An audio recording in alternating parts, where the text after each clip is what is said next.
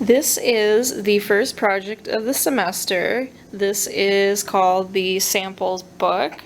And so basically you are going to get a handout, a piece of paper that you're going to want to put in a binder. You're going to want to get at least a 2 to 3 inch wide binder. Otherwise, as you can see, the fabric samples might not fit in a smaller binder. So you will print this out. The new one has a space for your name. And then you're going to get a guide that looks kind of like this. And this is going to give you the sample numbers with a little bit of instructions.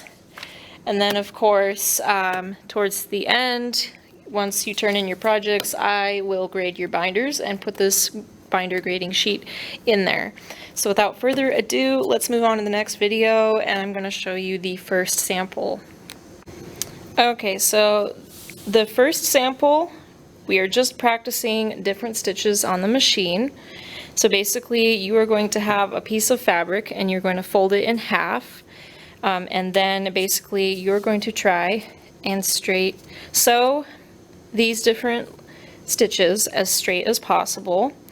So basically you're going to use your folded edge as a parallel guide, and you're going to want to go slowly from one end to the other. And so the first 3 stitches have to do with stitch length. So on the first stitch, it's going to be 5 stitches per inch. SPI stands for stitches per inch. But on your machine, which your machines use the metric system, that would be 5 millimeters. So the standard default stitch length on the machine is 2.4 millimeters.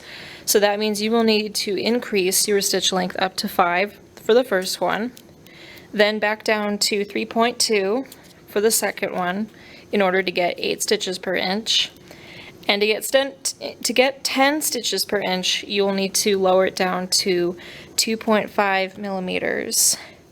And then for the other ones, you will simply go to the number dial pad and you will put in the corresponding numbers: 2, 4, 7, 8, 11, or excuse me, 111, 613, and 712. So I'm going to show you how to do that now. Okay, so first thing that you're going to want to do is you're going to want to get your fabric ready. So as the instructions say, your fabric piece needs to be folded in half, and the left edge, your starting edge, needs to be the fold line, and it needs to be 9 inches wide and then 16 inches total when it's folded, or excuse me, when it's unfolded, but so that would be 8 when it's folded. So I'm just going to take this ruler and I'm going to find 9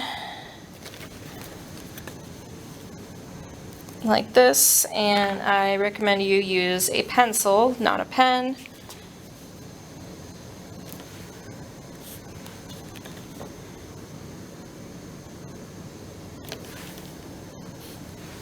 Okay, I got 9 inches wide, and now I need to do 8 across.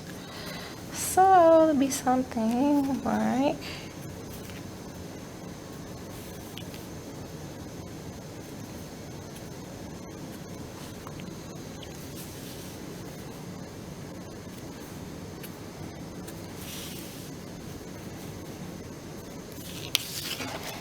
okay.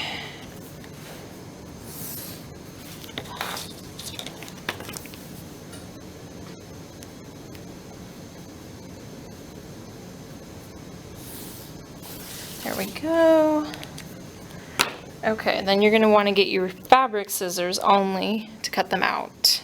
Cut the piece out and then it's ready for sewing. Okay, so I have my fabric scissors.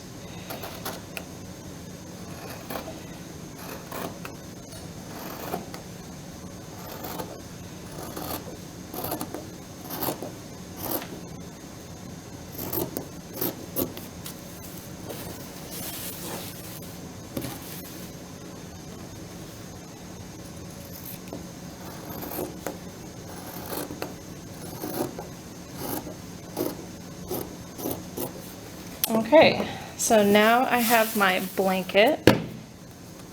See? 16 inches wide total, 8 when it's folded in half, and 9 inches wide. Let's go to the sewing machine now. Alright, so now that you know how to use a sewing machine, you should have it set up and ready to go.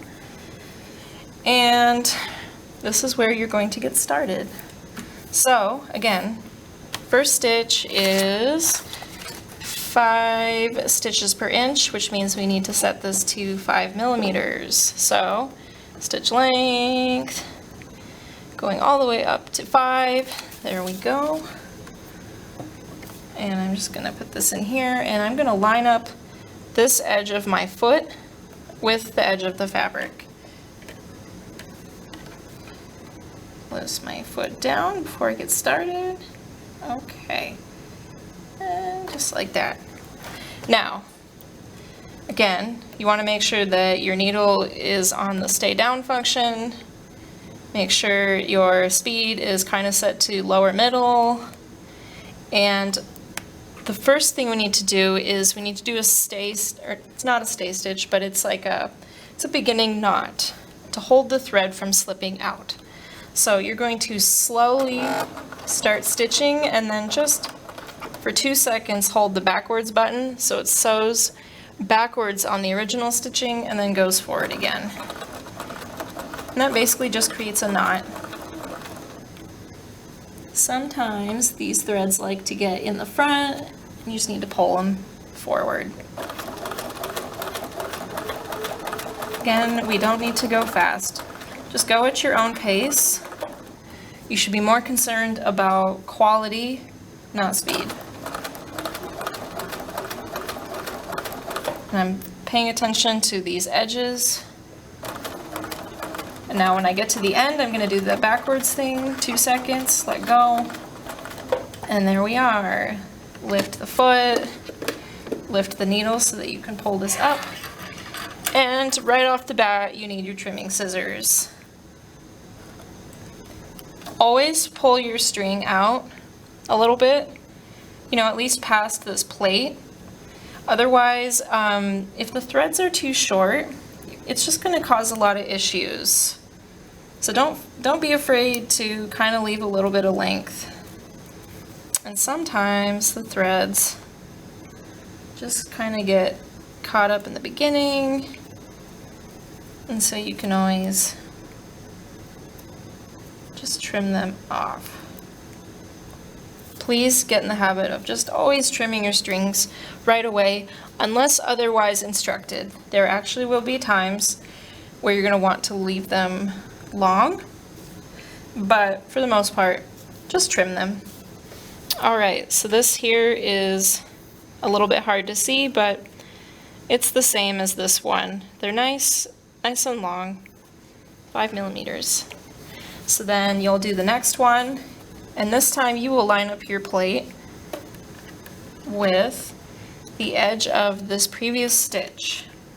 So now I need to do 3.2 millimeters in order to get 8 stitches per inch. So go down to 3.2. Okay. Start sewing, go backwards.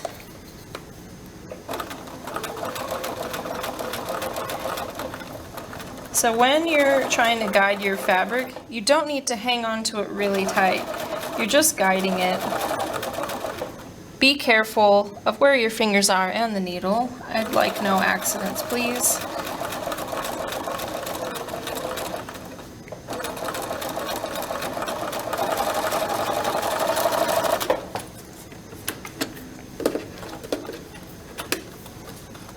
Okay. I'm gonna trim all my strings.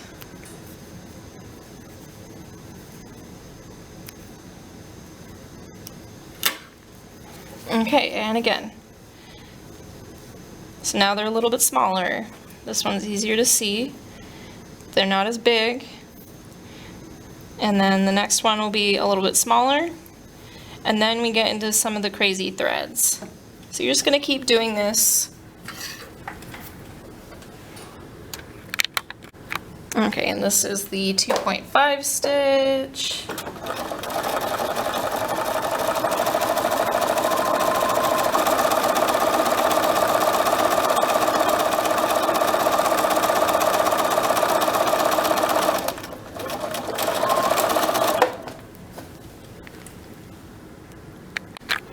Okay, so then I've done the 2.5, and now it's time to do the number 2 zigzag. So I will just press 2, and again use my previous stitch as a new guideline.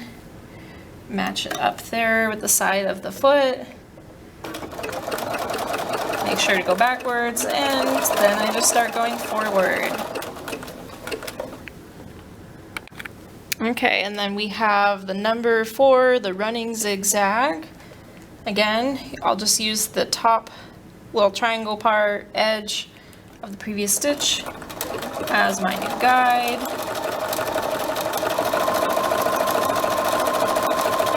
Now this one is more detailed and intricate, so it's going to take a little bit more time. So you can see, even though my machine is moving fast, it's still not making progress as fast as the previous stitch, and you will see why towards the end.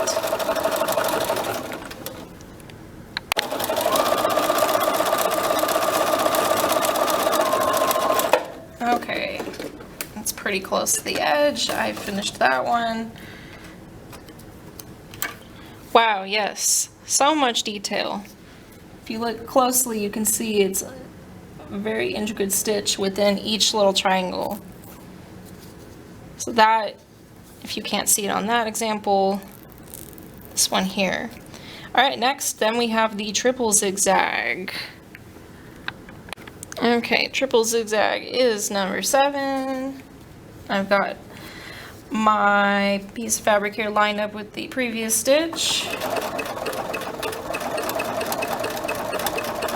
Okay.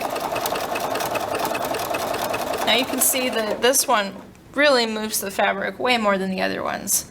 So you're just gonna lightly kind of hold the fabric just to make sure that it stays lined up. But see how lightly I'm touching? You don't really need to pull it too much. It will mostly guide itself.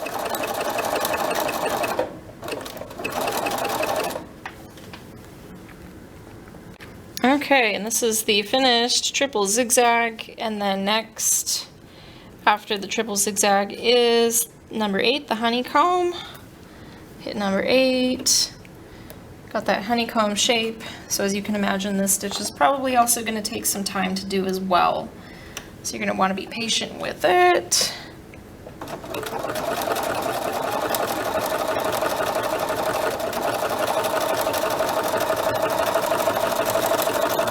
And then you're just going to, again, gently guide the fabric. You're not going to pull it too much.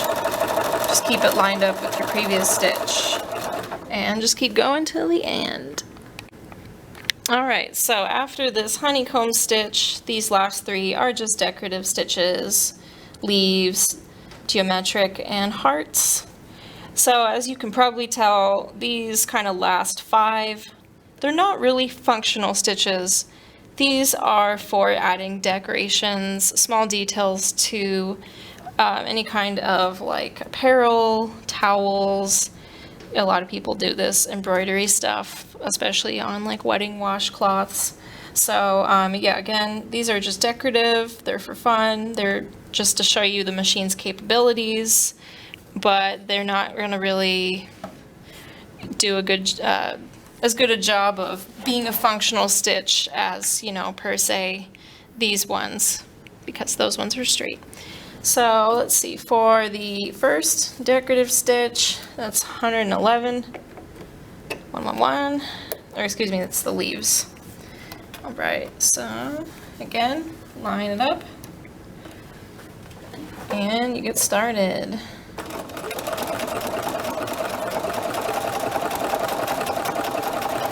And the leaves can kind of get a little funky, so just be patient. can just kind of hold the fabric, maybe your left hand here, your right hand here, and just guide it while it takes its time. Okay, so after finishing the leaves, a little easier to see on here, then the last two are just this like geometric shape and hearts. So pretty straightforward. I'm not going to really demonstrate those because you've kind of got the hang of it now. And when you're all done, it should look something like this. It doesn't matter what color your string is. And I'm just going to be looking for how straight did you get your lines. So this one, I spent a lot of time on it because I was, again, focused on quality, not speed. So if you are practicing and you can't get them very straight the first time, that is okay. You can, redo this, and see if you can do better the second time, and just keep practicing.